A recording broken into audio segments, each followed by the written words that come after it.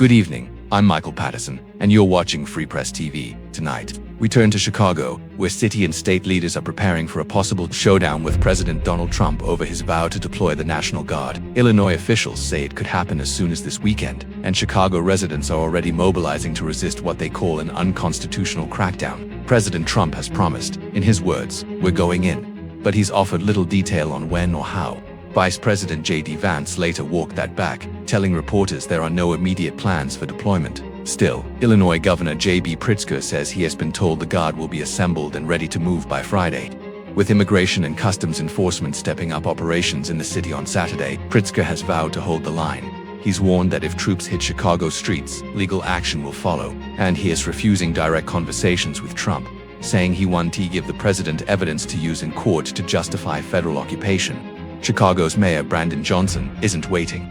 Over the weekend, he signed an executive order barring the city's police from cooperating with federal agents or the National Guard in any immigration enforcement. The order declares that no CPD personnel will take part in joint patrols, arrests, or raids tied to federal crackdowns. Mayor Johnson sent a clear message to Washington, saying, "We do not need nor want an unconstitutional and illegal military occupation of our city." His administration is rolling out a Protecting Chicago initiative to safeguard residents' rights, distribute legal resources, and file Freedom of Information Act requests tracking ICE actions in the city.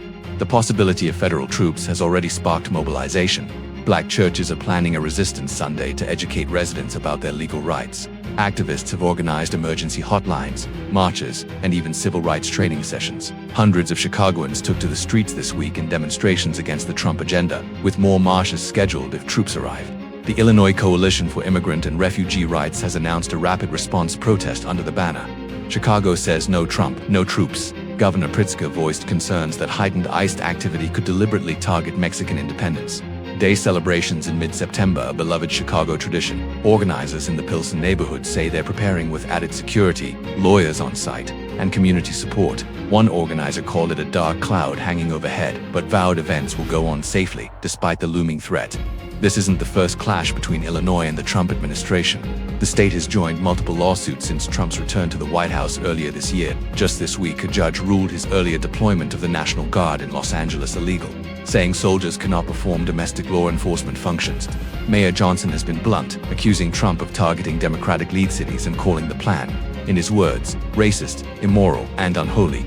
Johnson warned, "We cannot incarcerate our way out of violence. We've already tried that, and ended up with the largest prison population in the world, without solving the problem."